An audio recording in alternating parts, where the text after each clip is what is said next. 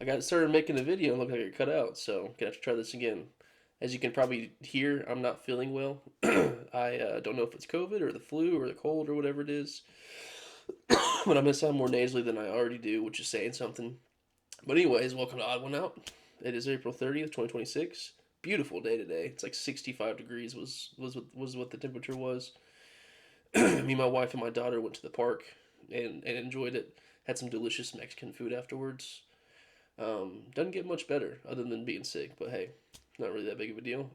Could be worse. Count your blessings. So, I did have 3 videos planned. I've already essentially made this one. I'm gonna run through it again. For whatever reason, my camera cut off. It's a rookie setup. So this video is going to be about how having a disengaged voter base has completely destroyed the working class's representation and has helped lead to the Epstein administration governing over us.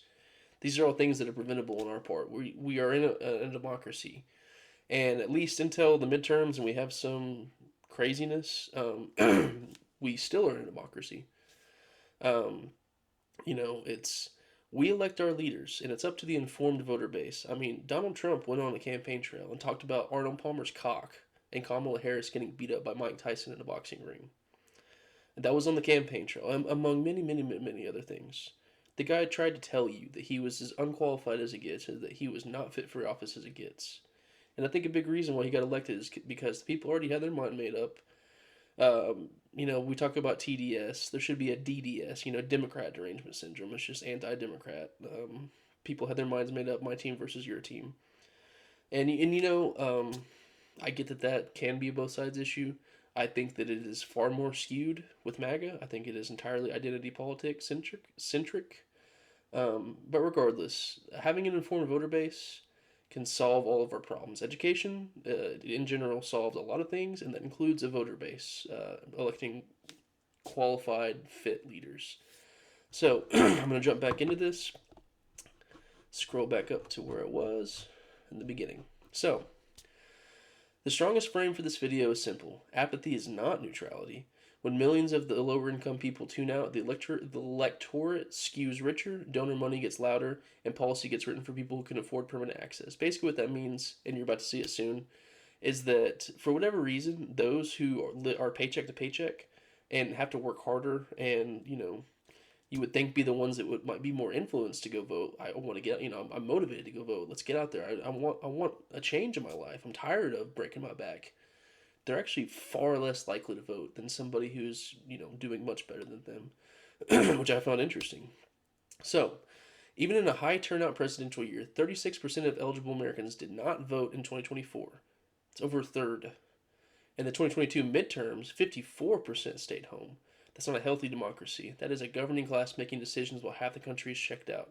You can't have a functioning democracy that is electing fit leaders, qualified leaders, when a third of your voters sit out in the general, main election, in the presidential elections, and then over half sit out during a midterm. You can't be doing that, yo. I do honestly think that voting is. I used to be the type that's like, everybody get out and vote, everybody. And then I'm like, yeah, it's kind of something where you should really learn your stuff because it's a very powerful tool.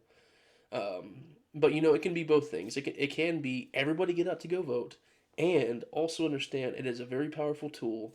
You have a lot of power at your hands. You should take it seriously and get informed about your candidates.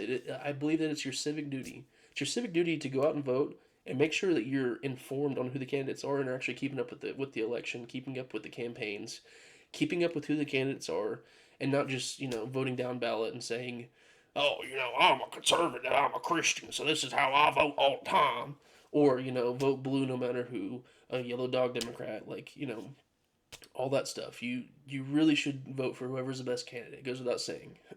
So, America loves to call itself the world's leading democracy, but on voting turnout, it ranked 31st out of 50 developed democratic countries in the 2020 national election. In other words, the richest empire on earth still struggles to get basic mass participation. In 2022, adults and families making under $20,000 were 4.3% of the family of adult family members, but only 2.6% of voters. So really, only about half of that population segment voted. compared to $100,000 plus families, where 36.7% was the population segment, but they represented 45% of voters. So they were far more likely to get out there and go vote. That's what I'm saying. It's surprising that those who are paycheck to paycheck and maybe some people working 2 to 3 jobs and doing whatever they can are less likely to go vote than somebody who's doing much better than them. It's you would think that the working class is really motivated to get it out there and go vote. So that shocked me to learn. Only 32% of Americans said in 2023 that they followed national political news very closely. The system is running on low attention, and low attention is exactly what elite power feeds on. If Donald Trump, if everybody, it just decided not to play team partisan games in the 2024 election, and they heard Donald Trump talking about the size of Arnold Palmer's dick, or heard him saying, the batteries in the boats, they told me I was a genius for saying, do you get shocked if you're in the water with the battery? And talking about, oh, do the weave, Kamala Harris, Mike Tyson in a boxing ring, wouldn't that be interesting? And just all this random stuff. It's like, bro, this is going to be our president? If people had actually been following him closely on the campaign trail, I know presidents or any candidates, politicians, they have their blunders. Kamala Harris, what'd you think? You fall out of a coconut tree, or the Joe Biden? We beat Medicare. Like, I know that they have their blunders, but the man 24/7, 365 put on a show of, this is why you should not elect me. I'm gonna sit here and sway to Ave Maria while I'm supposed to be at a town hall answering questions. Isn't that music nice? Like, bro. Oh, with Donald Trump, he's just being funny. He's so funny. No, now, get for real. This is the leader of the free world, and now you see the result of that. He's posting himself as Jesus Christ, talking about the strait's not open, but we don't want it to be open. That's okay, but they better fucking open the strait right now, you damn bastards. But we don't need the strait open. But it would be great if our allies came along. But we don't need the allies. We can do it by ourselves. And we're gonna kill an entire civilization. Like, this is what the result of that is. Of not being serious, of not being informed, of being 12-year-old baby-brained little boys. It's really important that the people get out there and get informed. An informed voter base is what prevents this kind of idiocracy from taking place. So the beneficiaries of all this are the powerful and the elites that rule over us. The federal lobbying spending blew past $4.45 billion in 2024. $4.45 billion in lobbying. That is, for example, Big Pharma, who is dumping money into commercials about trans prisoners instead of dumping that money into lowering prescription drug costs or research. So, and after Citizens United, which, fantastic name for it, am I right? That's just like the Patriot Act back when it was passed. It's like, it's the Patriot Act. It lets people be surveilled and be spied on, but if you don't vote for it, you're not a patriot. It's like Citizens United. No, how about Corporations United? That should be the name of it. It allowed unlimited spending from corporations and from dark money to be spent, and instead of just being grassroots individual donors like you and me spending $2,000 on a candidate, having it capped at a certain point, you have ExxonMobil who can spend $100 million on candidates. So if a politician gets a $2,000 donation from me and gets $100 million from ExxonMobil, who do you think they're going to listen to?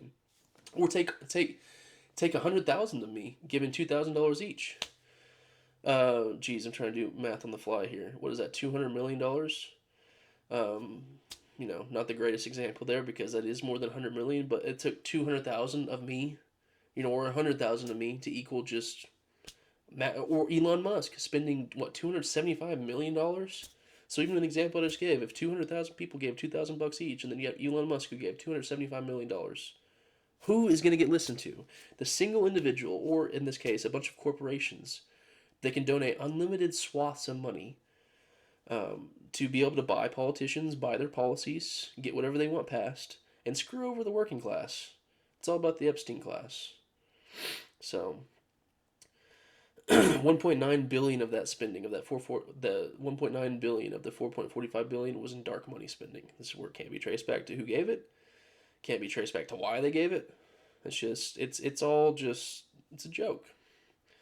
The most famous elite power study in modern American politics found that economic elites and business interests have substantial independent influence on policy, while average citizens have little to no independent influence. Just like I demonstrated earlier, you put up a guy like Elon Musk or companies like ExxonMobil or CVS Pharmacy just spending unlimited swaths of money. Of course, they're going to drown out the independent voters' influence. This is the academic way of saying the donor class gets a seat at the table and regular people gets a sticker that says "I voted, yay!"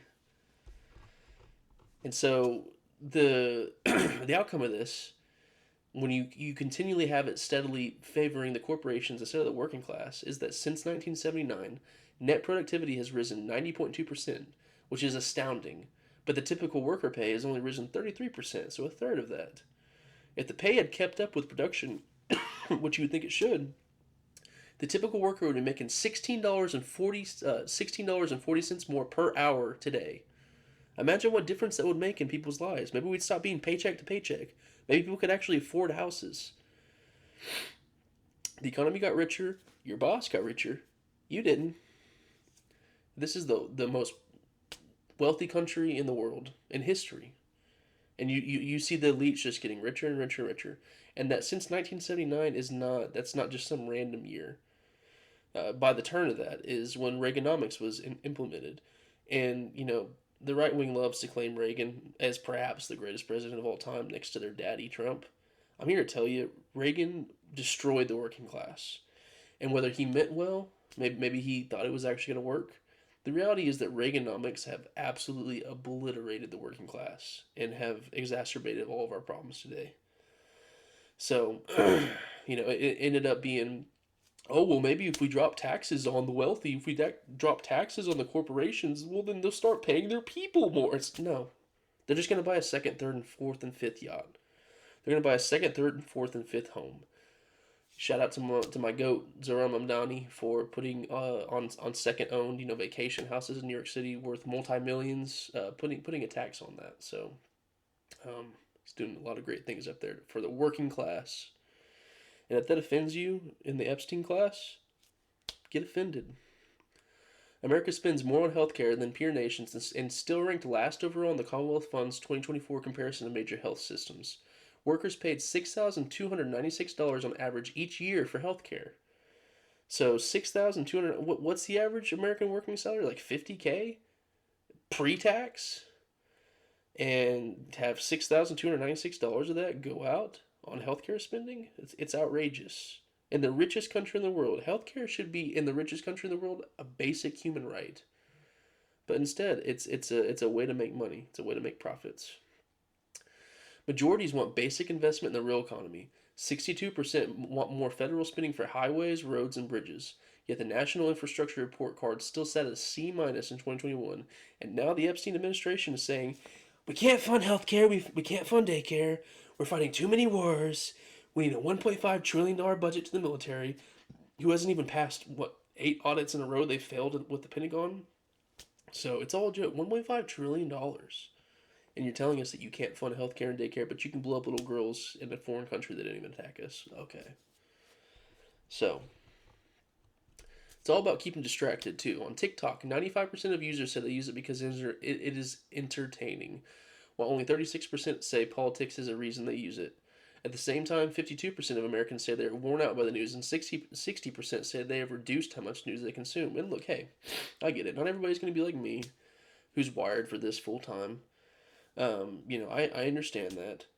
But just for you to be so turned off at, like, the most fascist time in America, like, and I don't use that lightly, I really don't, but it's the most authoritarian point, and just seeing the working class get eroded so bad, got national debt at $38 trillion, we're in another Middle Eastern quagmire, you pull up to the gas pump and it's like $4.25, you're paycheck to paycheck, you can't afford rent, healthcare is outrageous, some people have to pick up a job just to cover daycare.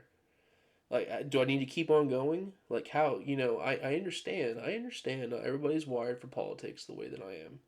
But politics, literally, whether you care or not, affect everything. Affect everything. Do you like just playing golf and making videos about golf? Okay, well your green fees are growing up every single year. The cart fees are going up every single year, and not just by standard inflation, 2 to 3%. No, no, no, no, no, no. Skyrocketing. You like to make videos, assisting small businesses and doing good in the community. That's awesome.